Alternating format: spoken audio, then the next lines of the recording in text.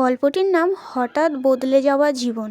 আজ আপনাদের আমি একটা বাস্তব গল্প শোনাবো, শেষ অবধি অবশ্যই দেখবেন।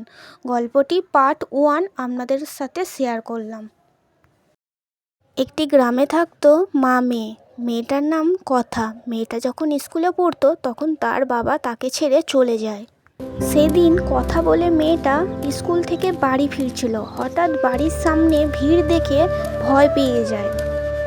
তারপর বাড়ি এসে দেখে তার মা ঠাম্মা কাঁদছে। তারপর কথা জিজ্ঞাসা করলো, মা, কি হয়েছে? তোমরা এমন করছো কেন? তোর বাবা আমাদের ছেড়ে চলে গেছে। তখন পরিবারের মাথায় বাজ ভেঙে পড়ল, কি করে কি হবে। গল্পটি কেমন লাগলো অবশ্যই জানাবেন। আর কথার জীবনে শেষ পর্যন্ত কি ঘটলো পার্ট 2 দেখার জন্য লাইক, ফলো অ্যান্ড শেয়ার করে দেবেন। ধন্যবাদ।